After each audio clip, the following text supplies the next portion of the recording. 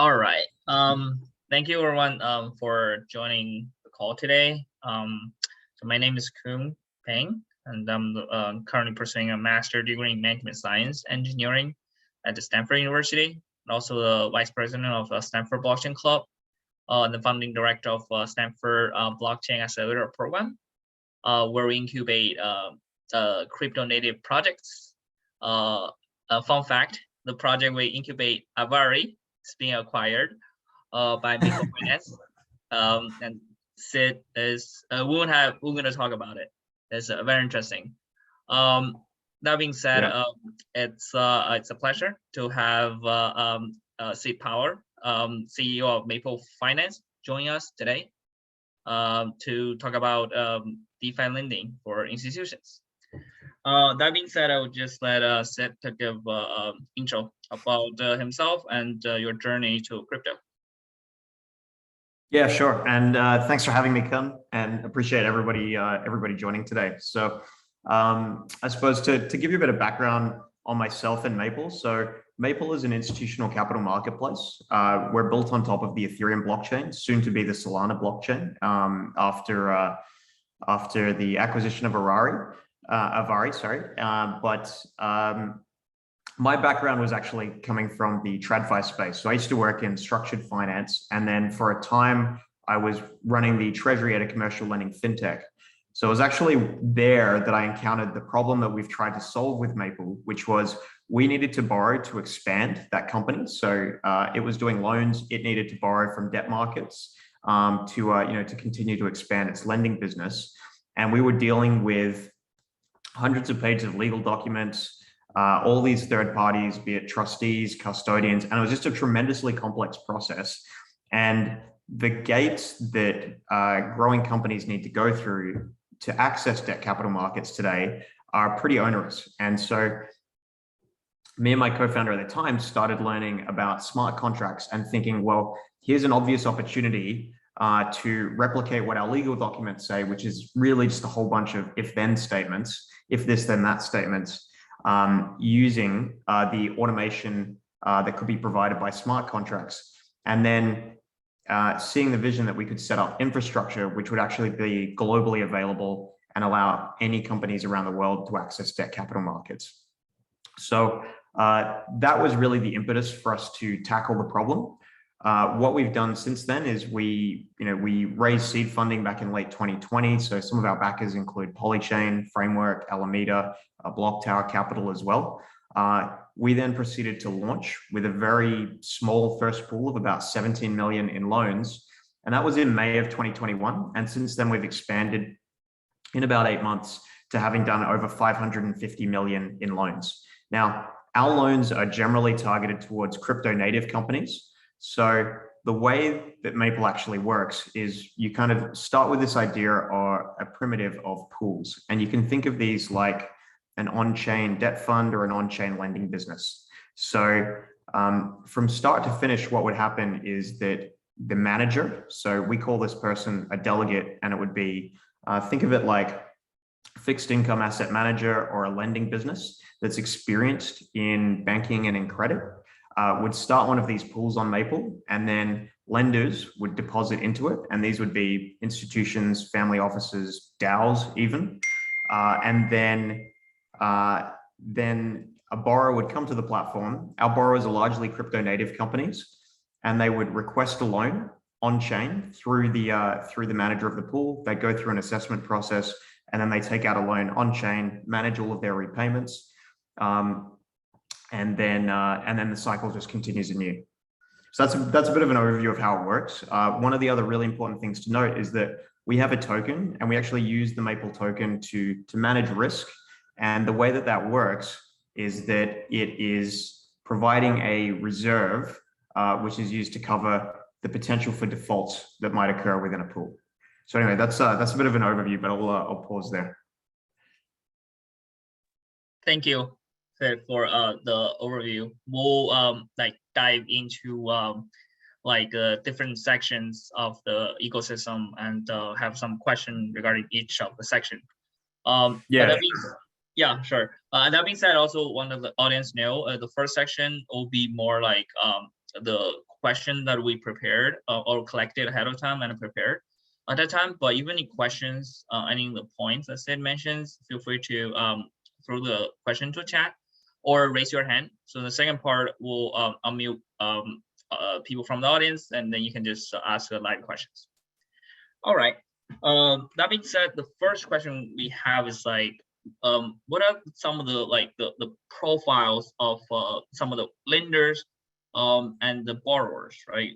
Like for instance, which sectors are they in, and for the borrowers, like what are the reason like they're borrowing? What activity are they doing? Yeah, so the way I like to conceptualize Maple is that it's in analogy a little bit similar to Shopify in that we kind of provide infrastructure to connect both borrowers and lenders in the same way that Shopify provides infrastructure for people to go and set up an e-commerce business and then serve customers, and they would compete on range, selection, price, fulfillment. We're kind of doing the same thing where we provide infrastructure in which somebody can go and set up a lending business or a fixed income asset management business, and then compete on underwriting, ability to source capital, which would mean bringing in lenders. So the typical profile of our customers are on the borrowing side, it's largely crypto native companies. So these would be market makers, market neutral trading funds. What they have in common is that they're usually they are delta neutral or delta hedged or market neutral. So this means that they're not taking risk in their trading activities of the price of crypto assets like Bitcoin or Ethereum going up or down. They should actually be neutral. What they're really providing is liquidity as a service on these exchanges and arbitraging differences in pricing either between exchange or between like assets. So all of these companies are generally quite profitable, but what they lack is access to finance through traditional means. And that's because banks largely view the space as having reputational risk, kind of akin to firearms, alcohol, or tobacco.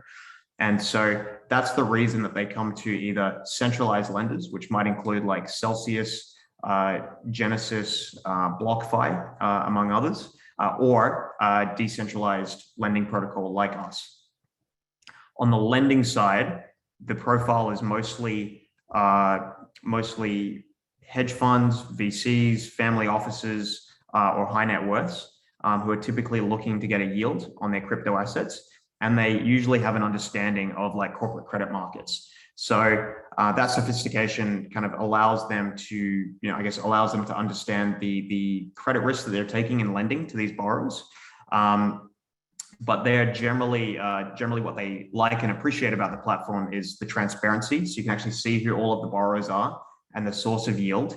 And then, of course, they like the ability to really manage self-service and self-custody. So everything can be done on Maple just through the front end of our web application, which would mean, depositing, collecting your interest, collecting your MPL rewards.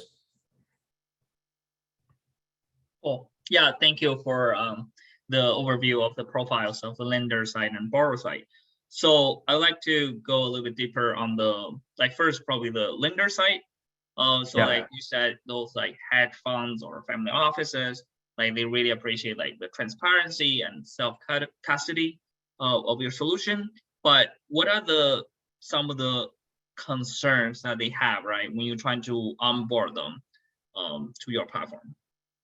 The typical concerns are going to be quite standard. So they're generally going to be looking at, first and foremost, they're kind of looking at credit risk because this is a lending protocol. So they'll want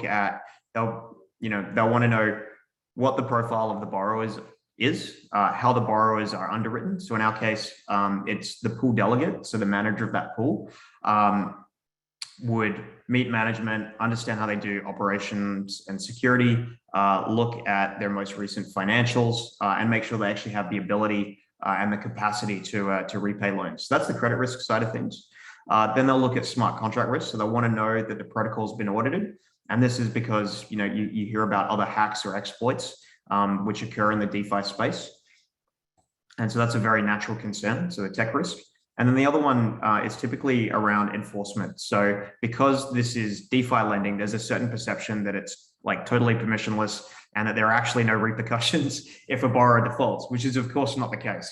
So borrowers on our platform, because the loans are under collateralized or in some cases fully unsecured, they'll be signing enforceable master loan agreements, which gives a Cayman Foundation that's actually attached to the Maple DAO the ability to pursue recourse either through commencing litigation or through commencing arbitration proceedings. And so our loan contracts use the state of New York as a choice of jurisdiction there. But those are the main things that that lenders are concerned about. And of course, we try and mitigate those concerns through things like the diversification of the pool. So it's generally a portfolio of borrowers. Secondly, it's the quality of the counterparties. So we're typically only dealing on the platform with institutions that have north of 50 million in balance sheet size, and usually it's between 300 and 600 million. And then, of course, you also have that structural protection, which is the pool cover. So this means that if a borrower defaults, the pool cover can be burned to bring back USDC into the pool, which would cover the shortfall from any default. And that provides coverage up to a certain level. So it's not going to protect the whole pool if all borrowers default, but it does provide a good measure of protection for lenders. Yep, makes sense. Thank you for explaining all the concerns, and great that you have some of the mitigation measures to address their concerns. Yeah. Then now, like, I would like to jump to the other side, which is like the borrower side. So you said like right now the borrower is more like crypto native, like research. So compared to other kind of existing solution like centralized CeFi solution like Celsius network or some other solutions, what is the main benefits of using like your platform?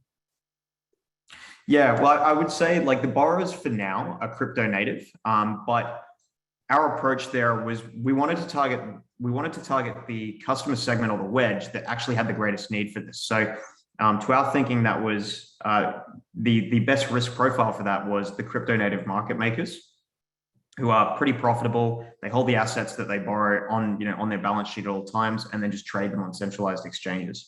But then we want to expand concentrically out from there, which would include other crypto native type companies, but in a different sector, like maybe miners. And then beyond that, potentially SaaS or fintech companies, which would be the next, concentric circle outside of crypto, outside of crypto natives.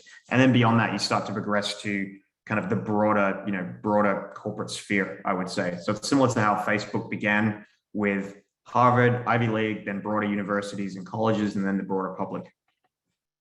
But I would say the advantages of using this versus other, let's say, other like centralized or traditional lending solutions is going to be the fact that it's more scalable and efficient. So I think for borrowers, what they're generally like, the first borrowers who are using the platform are first and foremost attracted by the fact that they can get financing here versus traditional lenders who will not lend to the crypto native sector yet.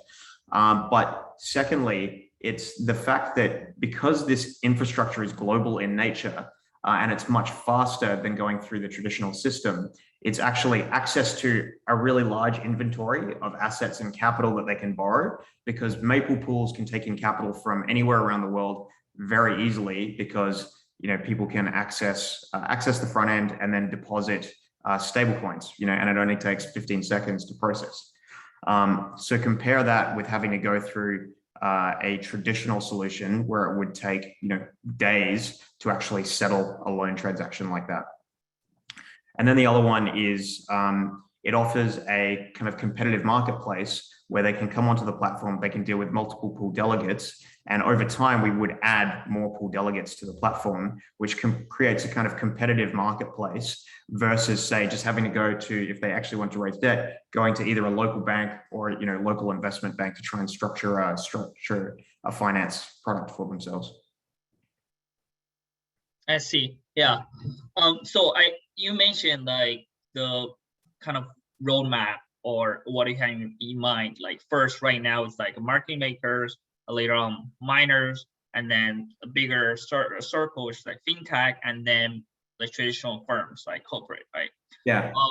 So what do you think are like some of the key milestones or series of milestones we need to hit for this kind of thing to become more realistic, like the corporate start to consider this option? So I think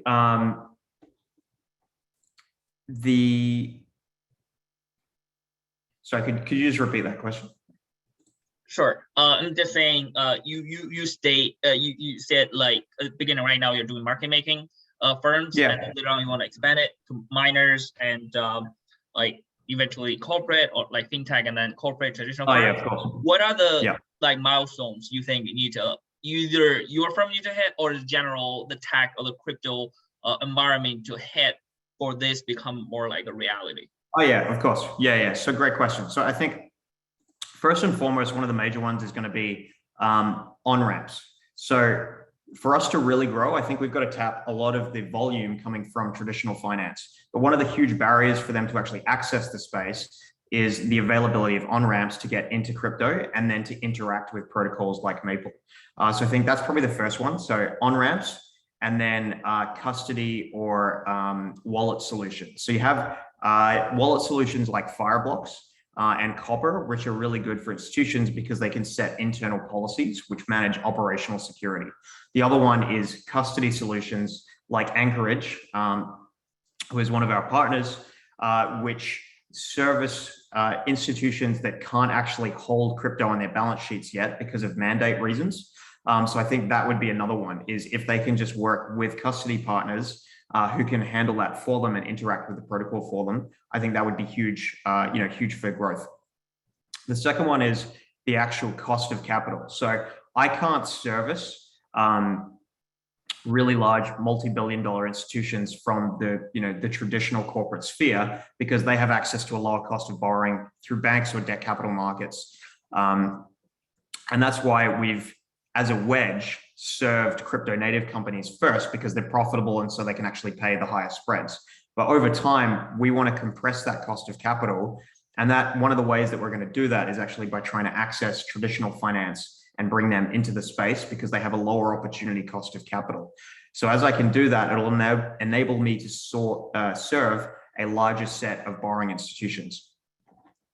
The other one is, I think that the broader space will be pushed ahead quite meaningfully as banking ecosystem support expands to support crypto, basically the crypto native spending, which is people who get paid in USDC and then want to, spend in USDC or spend their USDC and actually have it seamlessly converted to pay, let's say, pay for groceries, or to borrow and purchase a house using banking services and products that would, either settle in, allow them to use USDC savings or other stablecoin savings towards that. So I think that's actually where institutions like Celsius, for example, and BlockFi are hugely important because as they roll out banking products that are kind of crypto native to the broader public, it enables more people to kind of remain within the crypto native ecosystem. Like myself, I get paid in US dollar stablecoins, for example. And then the fourth one would be just the Lindy effect. So I think the longer that TVL remains large and that protocols like ours have been live, we benefit from people being able to take more comfort that there are less smart contract risks or that smart contract risks are being managed appropriately. And so I think that helps us as well. So overall, on-ramps, cost of capital, banking ecosystem support, and then the Lindy effect. I see. Yeah. Thank you for sharing. And also, I think part of your ecosystem, one important component is this on-chain reputation system, right? Yeah. Or on-chain credit score. So the question I have is, usually like decentralized identity is kind of important, right? To build this kind of on-chain reputation system and credit score system. So what do you think like the current decentralized identity solution was kind of missing for a more mature credit score on-chain critical system? That's first question. Second question is just overall for us to have a mature on-chain critical system other than decentralized identity solution. What other things you think need to be ready? Okay, so I guess the main thrust of the question is kind of I suppose what is the state of like decentralized identity solutions, and then how does that kind of contribute to the growth of perhaps DeFi lending or participation in the space? So I would say you can broadly bucket decentralized identity and credit scoring solutions into kind of two categories. You have more of the retail facing one or retail targeted one, which would be kind of the equivalent of like a FICO score. And then you have maybe the more institutional one, which would be like a Moody's credit rating or a Fitch credit rating, for example, which would then feature in lending to really large institutions. So I think what's been lacking in actually putting these scores together and having them be meaningful contributors is there's a blend of kind of off-chain and on-chain activity that needs to be taken into account. So if I look at our borrowers, for example, like a market maker is going to be performing most of their activity on many centralized exchanges. So this would be like Binance, FTX, Kraken, Huobi, for example. Now you can't just go and read that data on chain. So that then leaves out a meaningful portion of what you would need to include in a credit score and makes that inaccessible. So there are products like XMargin that are trying to bridge this. And I think that's a really promising solution where they would knit together all of the data from those centralized exchanges and then allow the individual or company to choose who they share that data with. So it still gives the individual sovereignty over their credit score and what they share, which I think is really important. But I think we'll probably see a lot more of this activity migrate on chain over time, which is therefore going to provide more data points for people who are trying to build credit scores. The other one I think is KYC. And so there's a number of projects trying to do KYC in a tokenized format or in a form that's attached to a wallet or in a form that's attached to a protocol. And I think one of the big issues there is that it's like everybody needs to observe their own standards of KYC. And so it's been a huge coordination issue where you have to basically have people who observe a KYC standard, and then they are trusted enough that other people can accept that they are completing KYC according to the requirements.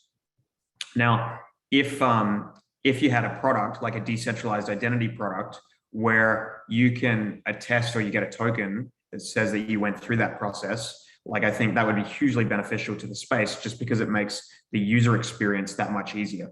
But it has been the fact that everybody takes it so seriously that they have to use different standards that's probably held that back. It's not really kind of like a risk balanced approach. But I think MetaMask Institutional is one that's trying to do, that is doing really good things there. Yeah, we have in the accelerator, we have some startup trying to tackle like decentralized identity problem, and also some others trying to tackle the under collateralized lending. Avari being one of them actually. Awesome.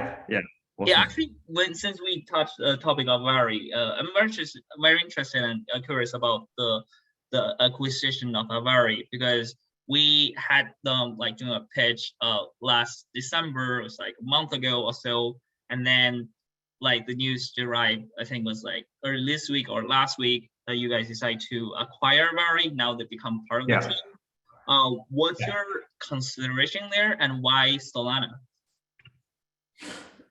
It's a good question. And so I'll start with the problem that we were trying to solve was we had hypothesized. So some of our borrowers had been complaining about gas costs, like it might cost them, say, $1,000 to launch a loan, right? And so we had hypothesized, well, we're playing in the institutional space. So if you're taking out a $10 million loan, then you don't really care if you pay $1,000 in transaction costs. But as we've progressed through, it's been borne out that that's not the case, that they actually very much do care. And so that was the first thing. So we therefore had a problem we needed to solve, which was we needed to provide lower transaction costs or cost of using the platform, and faster speeds. So that prompted us to try and look across the set of solutions. And we looked at layer 2s, we looked at alternative layer 1s. And then as we actually canvassed our borrower base to see what the requirements of the solution would be, we could see that they had concerns around bridges. So layer 2s weren't really an option because the borrowers that we deal with don't have the operational capacity to manage bridges, and they have security concerns around locking funds or having things lost moving across bridges. That kind of ruled out the set of layer 2s. So then we looked at what alternative layer 1s could we use. Now Solana was a challenge because it's in Rust. It's a different programming language, so it requires a different set of capabilities versus something like, say, Avalanche, which is EVM compatible, and therefore we could just port things across using our existing Solidity code base. So what we looked at there was we wanted to see like infrastructure support. So we wanted to see that there's like things like a multi-sig wallet. There's actually not a great multi-sig wallet option yet on Solana. But Fireblock support is coming for it, and that is, one of the things that most of our institutional borrowers use. So you needed to have like the picks and shovels that would actually support us rolling out a product on this chain. The next thing we needed was an ecosystem. So we actually needed sufficient size so that if we roll out a pool, we could actually see it getting to like $1 billion, right? Like I don't want to go and launch a pool on a chain where I'm only going to be able to get 50 million in lending capital there. It's just like, it's not a provable market for me. So we could see that with Solana, there's actually a large degree of support. I think, a couple of months ago, it had like a high of, maybe like 15 billion in TVL. It's currently hovering around 8 billion TVL, but that's still quite substantial. That's a big market that we can attack. And then you've got a DeFi ecosystem that's now quite, reasonably strong there, where we actually have the ability to, do partnerships with other DeFi protocols. We might be able to serve their DAOs as a treasury management solution. So that ecosystem richness was really important for us. And of course, the support from some of our existing partners like Alameda was a really positive incentive for us to move there as well. And then the other one is I was actually really interested in, if I wanted to make our organization more robust, it probably made the most sense to go to a chain that was actually quite different from the one that we're on, because it would require a new set of engineering capability, which we've had to build out. And you can either stock that organically by just going and hiring people. You can do it inorganically through an acquisition, which is the path we opted for. And so then that gets us to like, what did we see in Avari? So me and my co-founder started researching moving onto other chains, or what other attractive markets would be out there. Probably around November, I was in Lisbon for the Solana Breakpoint conference, and so I met a few teams there. Then it was actually really close to Christmas. We started thinking, well, who's already kind of doing Maple on another chain? And so we got a few introductions. We met Quinn and his co-founder Jeff. We felt like they were really strong. That we got along well with them, that we shared values and alignment. And so we had a couple of conversations with them, and then we decided to, pull the trigger on an offer around, I think it was actually New Year's Day. So I was working across that weekend, and we felt strong alignment. Those guys have done really well. And so they're now part of the team. So when we launch on Solana, which we'll be aiming for in the start of March, it'll be, Maple Solana that is launched, and it will be using, Avari's code base. So they've, been sort of seamlessly integrated in as part of the team. Nice. An interesting story is that I actually met Sid in DeFiCon. I think it's like 20th. DeFiCon in 20th or 19th of December. And then after I checked with Queen, like I think around Christmas timeframe, and asked him if he need an introduction to Sid. And he said, yeah, he had been introduced to Sid like the day before. Right. Yeah. Fortuitous timing. Yeah. Very interesting. So I want to open the floor for questions, but I just have last question we collected from the audience that's quite interesting. So it's more general question on risk management.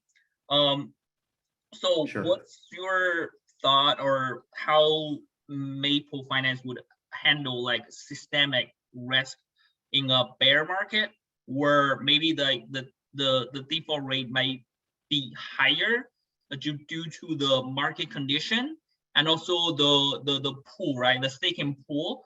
If you have half the reserve or some of the reserve in Maple token, and during during bear market, the token value might drop.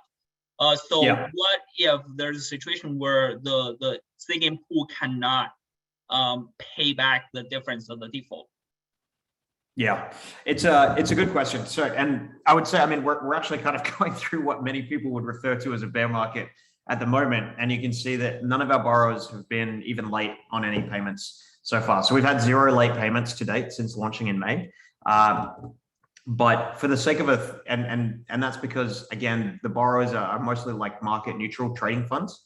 But let's say for argument's sake and for thought experiment, let's say there's a systemic level of defaults within the pool. So the way that happens is that a borrower misses an interest payment and they miss a 5-day grace period. At that point, the delegate who's managing the pool can trigger a default and liquidation.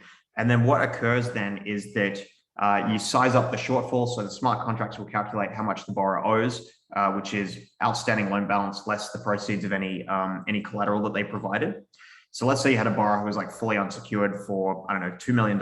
Well, what's going to happen is that the protocol is going to take funds out of the reserve, and those funds are currently comprised of the MPL token and USDC. So we put USDC in there so that we would have a volatility buffer against fluctuations in the price of the token. So it's going to take the Maple token and USDC out of that pool. It will trade the Maple token for USDC, and then it will grab the smaller of that outstanding loan amount, which was $2 million, or the balance of the reserve, and then it will apply that back into the pool to make the senior lenders whole. So if the reserve is not adequately sized to cover, let's say, like 10 defaults within a pool, then that's where the lenders who are in a senior position will suffer a capital loss. And that's, there is no free lunch in finance. So they are being paid the interest rate which reflects the credit risk of the borrowers. So we provide that buffer such that there is a measure of protection if there's not a systemic level of defaults within the pool. But if you have, half the pool default, then that's where you'd see that capital buffer depleted. So that's what's happening on chain. But what's happening off chain is that we also have the Cayman Foundation, which has an assignable right under the loan agreements to go and commence litigation or commence arbitration proceedings against those borrowers. So a borrower could still be taken to bankruptcy court. And all of these borrowers are generally borrowing from other platforms as well. So it would trigger cross defaults for them. So it would actually be quite adverse for any of the borrowers that we're dealing with. So that's what that would look like from an enforcement perspective. Yep, makes sense. Thank you for going through this thought experiment with us in this kind of extreme scenario. Hopefully it doesn't happen, the Black Swan event, right? Yeah, but it's worth noting, like I would actually say it's not a market downturn that's kind of the biggest risk. It would be something like all of Binance getting shut down overnight. Like that's it's operational security risks that are actually kind of the bigger thing that I would be, worried. That's what I'm more likely to lose sleep over than a general market downturn. Yeah, definitely. Thank you. So now we'll open the floor for questions. So I already saw some question on the chat. I think Adi, do you want to go ahead? You should be able to unmute yourself. I'm happy. Yeah, you can unmute. I can also read your question. Hey, Sid, can you hear me? Yeah, I can. Yeah, I mean, I wrote the question in the chat, but I'm also curious on top of that. I looked through your rates, and it looks like you're breaking up some of the rates that are like publicly available between like in-kind rewards and in your local Maple token. So I'm actually a Maple token holder, proudly.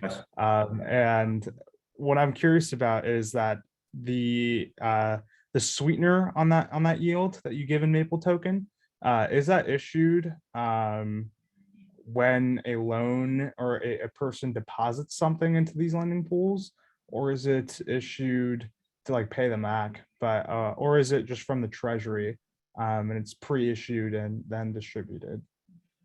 It's so I'll tackle that question first, and I'll tackle the one on collateral. So the MPL token rewards part of the liquidity mining program, which kind of bootstrapped early growth.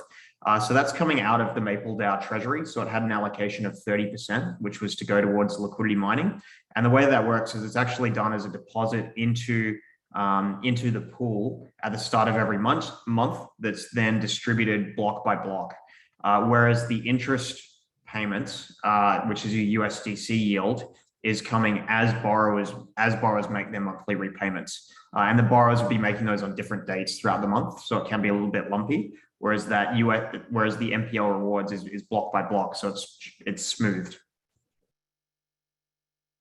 Okay, gotcha. And then I guess just a quick follow-up on that. You mentioned people pay monthly. So if I'm a depositor, given that the pool is big enough, is there instant redemption rights, or is there a certain lockup that you require from the depositor? So there is a lockup. This was something we thought about because from a gamified design perspective, if you'd had the ability to go in and go out straight away, people could have front run interest payments. So you could have seen when an interest payment is coming, and then just gone like 30 days straight after that. And you would be able to then front run the next payment and then get in, collect your interest, and then get out of the pool, and you're not actually really bearing any of the credit risk. So that's why we implemented a lockup, which was 90 days for lenders. So after 90 days, you're then able to withdraw at a 10-day cooldown period, which you can trigger anytime. So it's like, after you've been in 120 days, the 90 days doesn't reset. You're still just there with a 10-day cooldown period.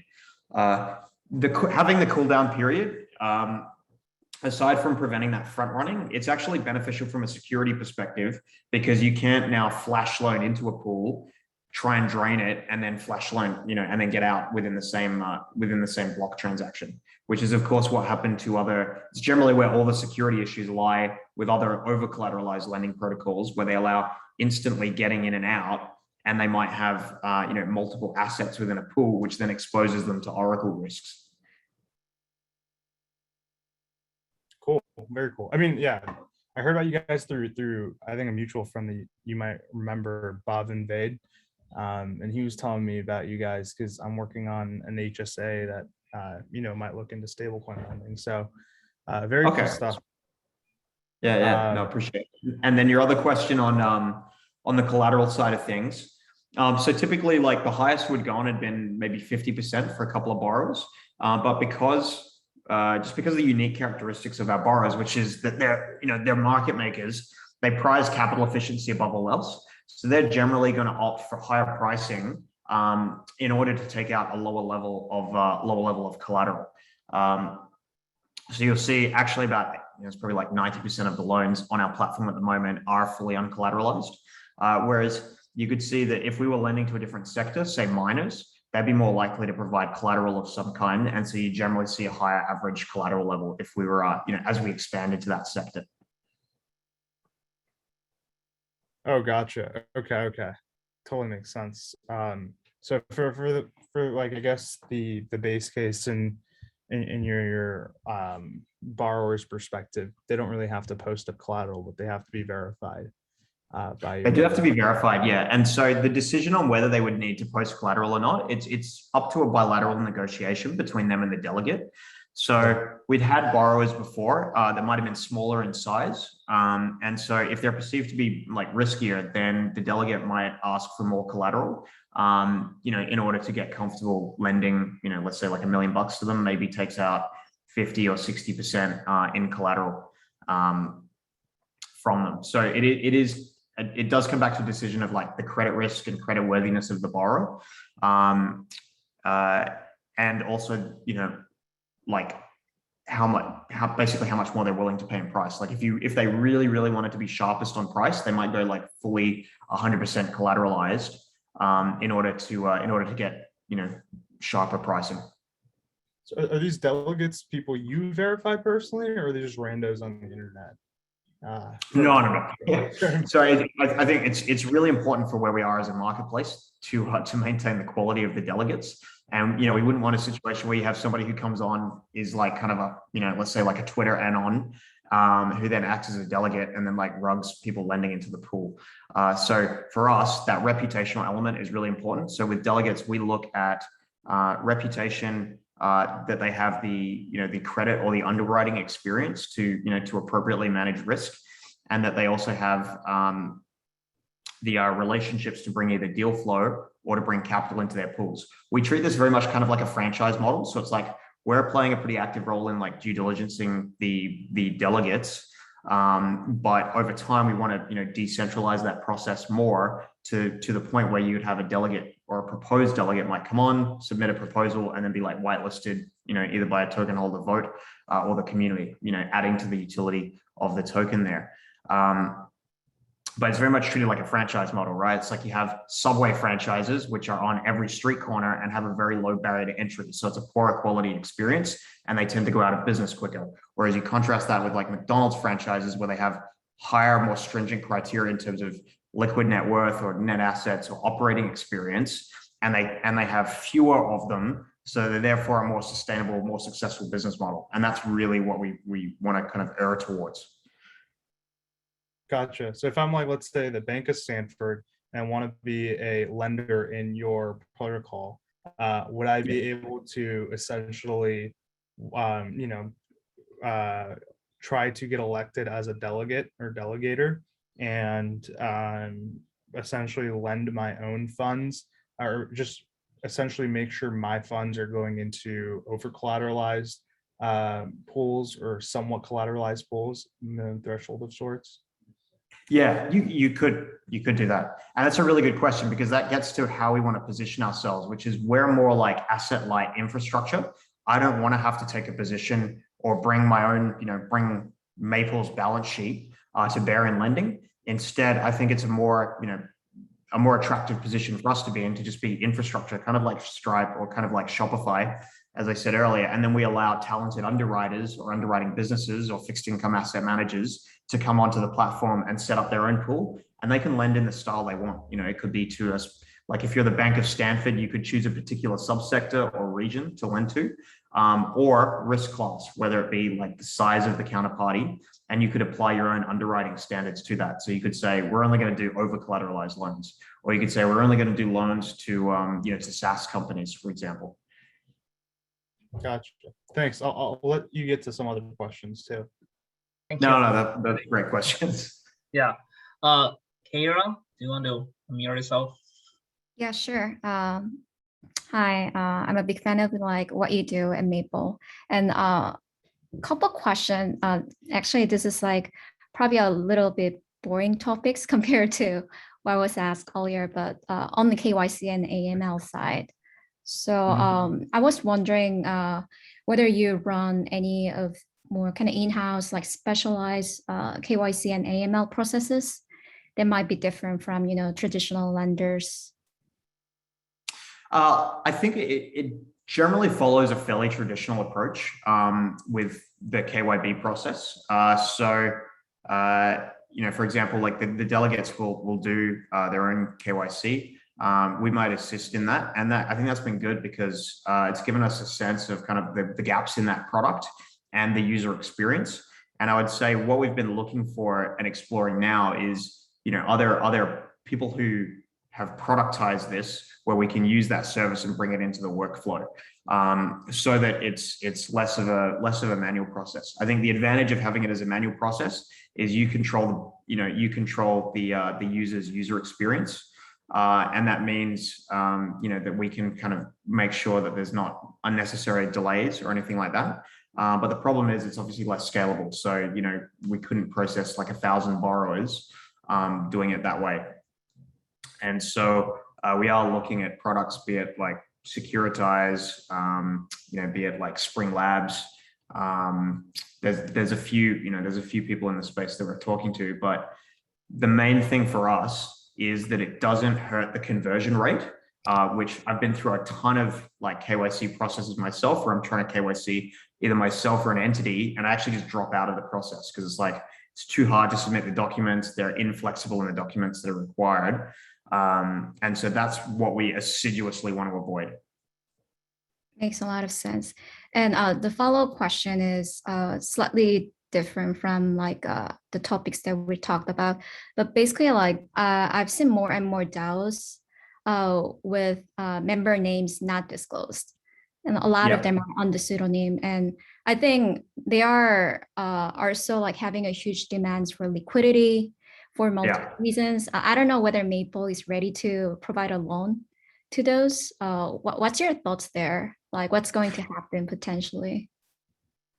Yeah, I think DAOs are a really interesting one for us to think about. And I think, you know, DAOs are going to be like the sovereign wealth funds of the next 5 to 10 years. Maybe it's closer to 10 years rather than 5 years. But I think ultimately, just because of the ease of raising capital and coordinating and managing capital and actually coordinating and managing membership, DAOs will naturally accrue most of the capital in the world and become kind of the largest, you know, just the largest structure built around asset management. Like I think it's fairly inevitable.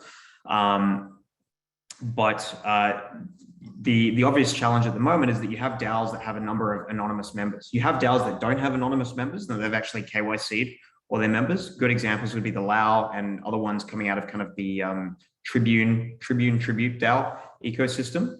And so I think I'm very interested in, you know, could we do a first loan to a DAO? And what I look for in potential DAO borrowers are going to be, do they actually have a business model that provides stable recurring cash flows that I can kind of predictably map out for the future, so that I know that if I lent to them, they can actually service the interest payments.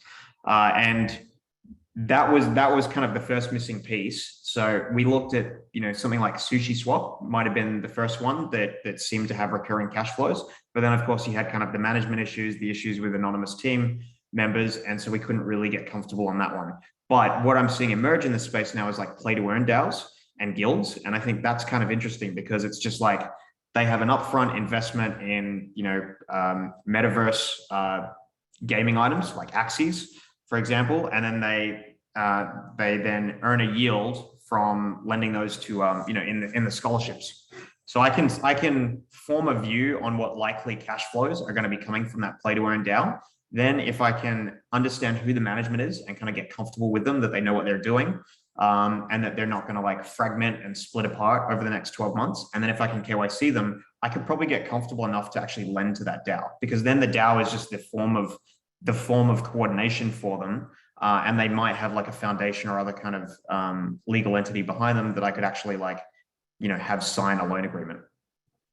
Yeah. In that case, do you think you can get around the AML? Well, some of the, you know, some of those foundations, like, you know, they like YGG, for example, has a foundation that has known members, that has like, you know, an office address. And therefore you would actually be able to, you know, KYC them, have them sign a legal agreement. So I could probably start there as the lower hanging fruit. And then otherwise, if you wanted to do it in a more risk off way, I could take more collateral from them. And that's probably where I would actually take a higher level of collateralization and lending, because these DAO treasuries, they raise a bunch of capital and they've done it at a fairly high cost of capital because it's issuance of their native token or of equity in that business. And so it's more capital efficient for them to raise debt from, you know, a protocol like Maple. And so they've got these treasury tokens or other treasury resources that are actually sitting there underutilized. And it's probably a better proposition for them to use that as collateral and give our lenders like a higher level of collateral to sort of de-risk their position. That was one of the things we looked at with Sushi. Sushi was sitting on like, you know, tens or like 100 million worth of assets. And if it wanted to borrow $20 million, well, it wasn't like it was going to spend, you know, $40 million of its own token over the next 12 months. So they could have done like a 200% collateralization, for example. And that's probably the model that I think the earliest DAO loans will take.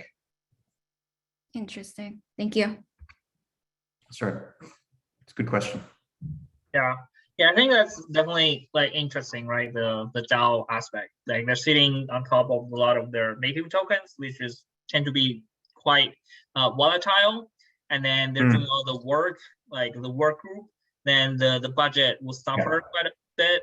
If the token just, when it go up is good, but would go down significantly, then they can't plan work around the token, right? So. Well, particularly now. And so a lot of them are doing what are called treasury diversification rounds. And that's basically where they sell their token at like, 20, 30, 40% discount to spot. And it's so they can get stable coins so they can extend their runway and kind of de-risk themselves from the volatility of their native token.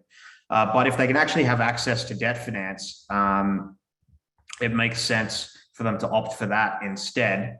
And, rather than doing like a discounted sale, which can get their community offside. And it's also obviously like they're already already equity capital, I guess, or token capital is a higher cost of capital than debt. And then if you're selling it at a discount, well, it's like you're just creaming yourself, right? Yeah. And it will be perceived very negatively within community, right? You don't believe in your own token. It's selling your own token. It does. Yeah. Yeah. Cool. Awesome. So I did have receive a private message from a person who had to leave the call earlier. So the question is, I think you mentioned a bit. It's like, do you need plan move beyond the institutional borrowers? I think you mentioned the DAO, but any other points on add there? No, I think our natural position is more among the institutional borrower set. That said, like the platform's scalable. So, if a delegate wanted to truly set up a pool and lend to, let's say like use it as infrastructure to lend to consumers, I would say that's, way out in future. But our first position is that this is a product that's catering towards institutional borrowers. And so the natural way that I see, let's say like an end retail borrower being served would be that it's a fintech who borrows, and then the fintech is distributing, let's say smaller consumer loans or small to medium business loans. So it's probably more akin to the model adopted by Goldfinch, where they are lending to origination companies, loan origination companies. They just also happen to have picked ones in kind of emerging markets, and it's really playing to that kind of like inclusivity theme and narrative built around DeFi. But that's the way capital markets operate today, is that a lending company would take out a wholesale loan of, let's say like, 200 million or $1 billion, and then parcel that out as smaller loans through their own infrastructure. But I think our path is I actually want to go up the chain to even larger institutions, right? So it's like where I want to go, it's like I'm lending to institutions that are maybe 50 to $1 billion, 50 million to $1 billion in assets at present. And where I want to get to is like in 5 years, I want Tim Cook to be borrowing, a $50 billion loan through the platform, right? And I want him to not even think about calling like JP Morgan, right? Because why would you go and call your local Blockbuster branch and just look at what inventory they've got on stock when they whip out the Rolodex, when you can, access inventory from around the world and do it, kind of through a self-service kiosk effectively. Yeah, definitely. I think when some of the infrastructure mentioned earlier become more and more mature, it's kind of a no-brainer, right? I think there's two schools of thoughts around DeFi at the moment. There's the idea that it needs to be permissionless, which is really the decision-making mechanisms. And then there's the idea that it's actually distributed global infrastructure, for the transfer of money. And that's kind of the part that I'm really interested in. Like, yes, we can build, coordination mechanisms through the smart contracts. And like one really cool feature not bug, is the permissionless aspect of it. But I think what's really cool for capital markets is like, if you can transfer value around the world and pool it 100 times quicker, what kind of emergent properties happen for capital markets and for spurring technological development and the growth of companies. Yeah, Adi had a question. I think Sid mentioned or explained a bit, but in case you want to go deeper. So he said, can you explain the institutional demand for these loans? Don't this market maker have tons of access to debt financing from traditional entities that are even more capital efficient? Yeah, it's a good question. So the answer is actually no. They don't. So paradoxically, you'd think these guys make a ton of profit. Some of them make, north of 50% return on capital. What bank wouldn't be willing to lend to them? Well, banks are constrained by their own internal risk appetite setting statements. And so if you've ever worked at a bank, you know that it takes freaking years for that stuff to change. And so if I use Citadel, so let's use Citadel as an example because they're not actually a client on the platform, but Citadel is, let's say they're doing like market making and high frequency trading in traditional instruments. So they would be able to borrow at an ultra low cost of capital from banks and traditional lenders. Now, if Citadel opened up their own crypto desk, that crypto desk would be making, I guarantee you, a higher return on capital than what their traditional, ETF or stock trading business is doing. And that they would be able to kind of cross-fund that desk using their corporate credit facilities from a bank. But if you have an organization that is just a pure play crypto trading desk, they can't get that banking relationship, even though their return on equity is probably higher than what Citadel's is on an organizational framework, because Citadel's got the traditional market making activities along with the crypto desk, which is going to be the more profitable part. So that's where we're lending, is predominantly those companies that solely have the crypto desk and they don't have the traditional financial instruments trading desks. So, we've started to lend to some players and look at players that are doing both. And for them, the pitch is that this is almost like research into a newer space. So it's like, I can't offer them a product that's as cheap as what they can get off banks, but I can offer them one that's kind of faster, going to scale a lot. And for them, they view it almost as like a research and development bet in terms of like taking out a loan with us. Over time, our cost of capital will compress, and then, we'll take more market share off some of those TradFi players. Yeah, it's top of the hour. I want to respect everyone's time, but I do have, just out of curiosity, last question. Based on what you said, like, what do you think when that become a reality, right? It's much better, like with borrowing for corporate on chain. What happened to banks, right, or traditional institutions, where now they're like very inflexible, they're not agile, they will not be able to adapt to a blockchain solution? Yeah, so I think, Mark Andreessen often talks about how there's kind of two ways to make money. There's bundling and unbundling. So I think probably what you see here is maybe the unbundling of kind of the institutional banking arms, which, historically have been part of this massive conglomerate. But you'll see, I guess what our platform offers is a way for really strong underwriting teams to go and compress the fixed cost of running a lending business, because our infrastructure actually compresses most of the fixed costs of running a lending business and then makes it a variable cost proposition. So it's kind of like how, I guess, the most talented writers then left the New York Times because they found that they were subsidizing the worst ones, and unbundled it. And like Ben Thompson goes and sets up Stratechery, right?